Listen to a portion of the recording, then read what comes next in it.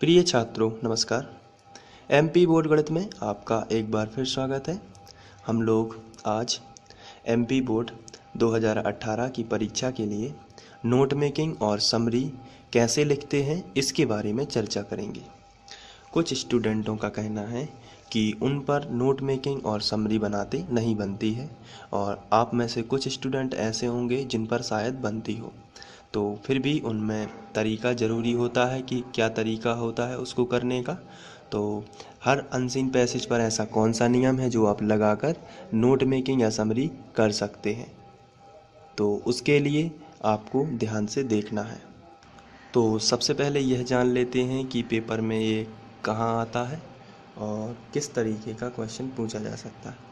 तो मैं आपको बता दूं कि जब आप सेक्शन बी पर आएंगे, जब आपको पेपर मिलेगा, तो सेक्शन बी में एप्लीकेशन आती है या लेटर आता है अथवा में, उसके नीचे वाला जो क्वेश्चन होता है वहाँ पर ये दिखाई देता है, और उसमें आपको कोई भी एक पैसेज दिया जाएगा और उसकी आपसे बोला जाएगा नोट मेकिंग करिए, समरी करिए और टाइटल दीजिए।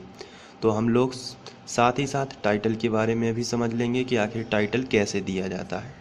तो चलिए कोई भी एक पैसेज ले लेते हैं और उसके से शुरू करते हैं। तो आपके सामने एक पैसेज है। तो इसी तरीके का क्वेश्चन आता है नोट मेकिंग और उसमें समरी और टाइटल बनाने के लिए। तो read the following passage carefully and answer the question given below. इसका मतलब ये होता है कि दिए गए पैसेज को बहुत ही ध्यान से पढ़िए, ध्यानपूर्वक पढ़िए और आंसर दीजिए क्वेश्चन का जो नीचे दिए गए हैं। तो ये क्वेश्चन से दिए गए हैं ए और बी में। तो ये क्वेश्चन तो हम लोगों को मालूम है क्योंकि हम बेसिकली वही पढ़ रहे हैं। मेक नोट्स, इसका मतलब है नोट्स बनाइए, और प्रिपेयर यानी तैयार कीजिए, आ समरी यानी एक सारांश, एंड सप्लाई यानी दीजिए, आ टाइटल एक शीर्षक दीजिए।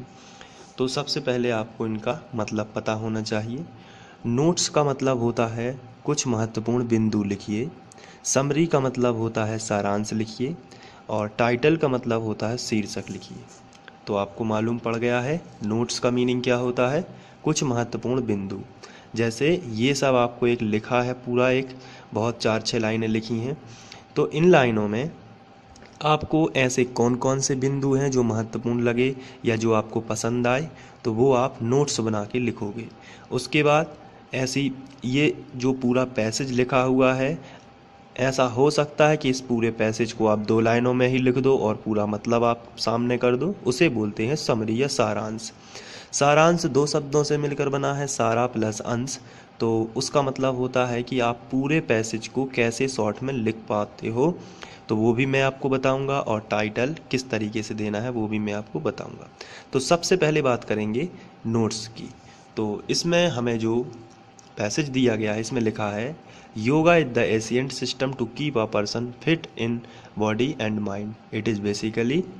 It is basically a system of self-treatment according to the yogic view. Disease, disorders, and ailments are the result of some faulty ways of the living, bad habits, lack of proper knowledge, and unsuitable food. The disease are thus the resultant state of short problem. ये सब आपको पढ़ लेना है, और जिन बच्चों को नहीं भी पढ़ना है तो भी वो नोट मेकिंग और समरी और टाइटल कर सकते हैं। इसकी बहुत ही शॉर्ट ट्रिक है। तो चलिए शुरू करते हैं। सबसे पहले हम लोग नोट्स के बारे में चर्चा कर लेते हैं।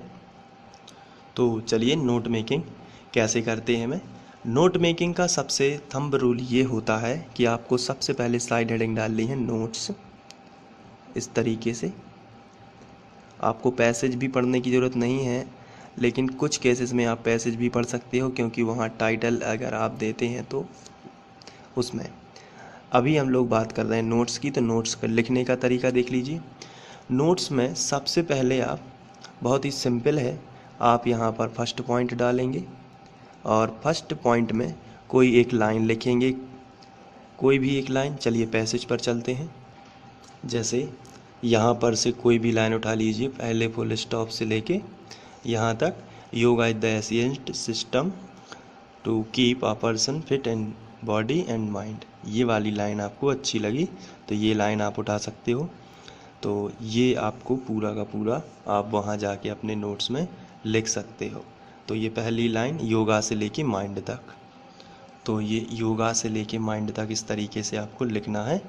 और सेकंड जो है, इसी तरीके से आपको जो भी लाइनें अच्छी लगती हैं उसमें से तो छोटी छोटी आपको लाइनें उठा लेनी हैं और 2 3 4 या 5 आपको नोट्स बना देने हैं। इस तरीके से उनमें लाइनें लिख देनी हैं।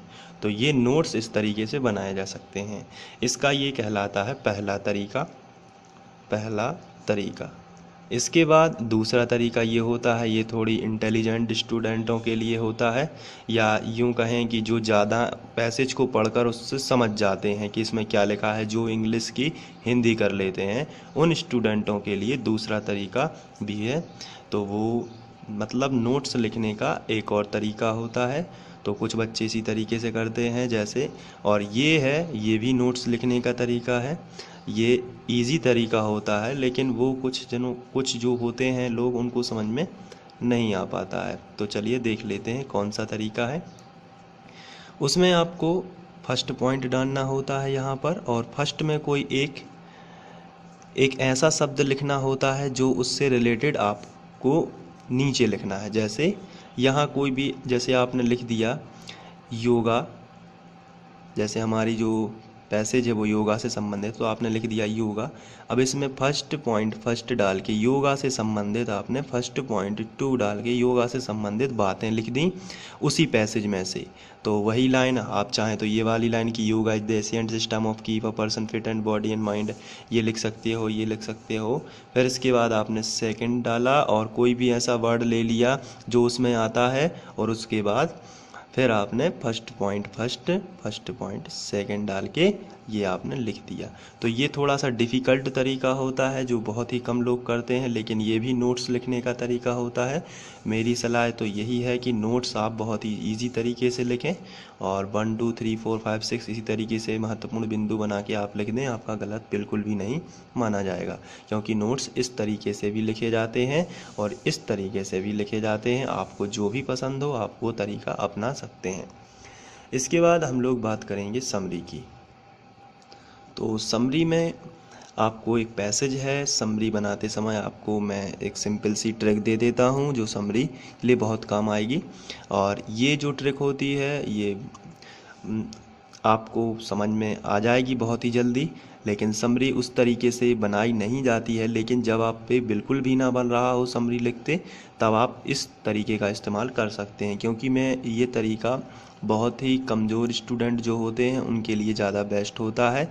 वो इंग्लिश के पेपर में पास आसानी से हो जाते हैं। तो उनके लिए सिर्फ तरीका मालूम होना चाहिए, बाकी सब वो कर लेते हैं। तो यहाँ पे देख लीजिए, समरी जो है उसके लिए आपको क्या करना है, ऊपर की एक आध लाइन या आधे से ज़्यादा लाइन आपको लिख लेना है, फिर बीच की एक आध लाइन या आधे से ज़्यादा लाइन, और यहाँ पर मतलब अगर ये 6 लाइन्स का है तो आपको उसे 3 या 2.5 लाइन में बना देना है, कहीं से भी लिख के ऊपर का। और ऊपर की 2 लाइनें आपने लिख दी, फिर बीच की 1 लाइन लिख दी, और फिर नीचे की 1 लाइन लिख दी या 2 लाइन लिख दी, और इस हिसाब से आपने समरी क्रिएट कर दी। तो ये समरी लिखने का बेस्ट तरीका होता है। इसमें आपको, क्योंकि समरी जो लिखी जाती है वो, अगर आपने पढ़ा पूरा पैसेज और यदि आप पे उसकी हिंदी नहीं आई समझ में कि क्या लिखा है पैसेज में, तो आप फिर समरी नहीं बना पाएंगे। इसलिए उसका जो तरीका है वो आपको याद रखना है, ऊपर की 2 लाइन लिखकर, बीच की 2 लाइन और नीचे की 1-2 लाइन लिखकर समरी के रूप में आप लिख सकते हैं। क्योंकि पेपर नज़दीक है तो आपको ये ट्रिक शायद काम में आ जाए। इसके बाद सप्लाई या टाइटल की बात जब भी की जाती है तो आपको ध्यान रखना है, टाइटल जो होता है इसका मतलब होता है शीर्षक। तो शीर्षक में आपको क्या करना है कि जो शब्द बार बार आता है या आपको पढ़ने से थोड़ा बहुत लगता है कि ये शब्द के बारे में बात हो रही है, आपको ज़रूर उसमें ऐसा कोई वर्ड लगेगा जो उससे संबंधित कोई भी बात होती है, तो उसी को टाइटल दे दें। जिसमें इसमें योगा जो है वो टाइटल है, क्योंकि योगा के बारे में बताया गया है कि योगा बहुत पुराने ज़माने से चला आ रहा है, यह हमारे शरीर और दिमाग को फिट रखता है, और ये सब बातें लिखी हुई हैं। डिसीज़, रोगों से बचाता है बहुत प्रकार से। तो ये सब जो है योगा से संबंधित है तो आपको क्या करना है, यहाँ टाइटल दे देना है योगा। और ऐसे कई चीज़ें आती हैं, जैसे कोई स्मोकिंग वाली वो है, एक पैसेज है, तो आप थोड़ा पढ़ भी सकते हैं। और टाइटल देना बहुत ही आसान होता है। टाइटल किसी भी वर्ड पर आप उसी में से आपको देखना है कि किस बारे में थोड़ी बात हो रही है। तो यदि आप थोड़ी बहुत टूटी फूटी भी हिंदी कर लेते हैं तो भी आप टाइटल दे पाएंगे। तो ये तो था make notes, summary and supply title. तो आशा करता हूँ कि आप लोगों की समझ में आ गया होगा। यदि फिर भी ना समझ में आया हो तो आप मुझे बता सकते हैं, मैं एक बार फिर से बता दूंगा। तो मेक नोट्स किस तरीके से बनाना है, आपको पॉइंटों में बनाना है 1 2 3 4 करके। समरी कैसे करनी है, ऊपर की 2 लाइन, बीच की 2 लाइन और नीचे की एक आध लाइन लिख के समरी बना देना है, पूरे को नहीं लिखना होता है। जबकि टाइटल जो होता है उसमें से पूरा पैसेज होता है उसमें से कुछ एक आध वर्ड ऐसा ढूंढना है जो बार बार रिपीट हो रहा है या जिसके बारे में बात की जा रही है, वो आपको शीर्षक बना देना है। तो इस तरीके से हम लोग नोट्स और समरी और टाइटल बना सकते हैं। तो ये आपको समझ में आ गया होगा। इसके बाद हम लोग कुछ वॉइस जो हैं, कुछ इम्पोर्टेंट वॉइस जो आते रहते हैं उसके बारे में वीडियो लाने वाले हैं। तो आप लोगों को यदि वॉइस पसंद है या वॉइस सीखना चाहते हैं तो आप मुझे बताएं। साथ ही साथ बीच में मैं 9th के वीडियो भी डाल रहा हूँ, उससे आपको कोई प्रॉब्लम नहीं होगी। आपके जो इम्पोर्टेंट वीडियो हैं वो सही समय पर ही आएंगे। 9th के वीडियो उन्हें आने दें, उसमें आप ये कमेंट मत कीजिए कि इनकी ज़रूरत नहीं है, क्योंकि 9th के बच्चों के लिए भी बहुत इम्पोर्टेंट है वो वीडियो। आपके वीडियो सही समय पर आएंगे, आपको उसमें कोई भी टेंशन नहीं लेनी है। आपको वो वीडियो नहीं देखना है जो 9th के हैं, आपको जो इम्पोर्टेंट लगे आपको वही देखना है। और आपके लिए भी मैं पूरा प्रयास कर रहा हूँ। वो 9th के वीडियो पहले से ही रिकॉर्ड हैं तो वो सिर्फ मैं डालता ही हूँ। तो आप 9th के जो आपके छोटे भाई बहन हैं उनको बताएं, उनको अभी से पढ़ने के लिए बोलें।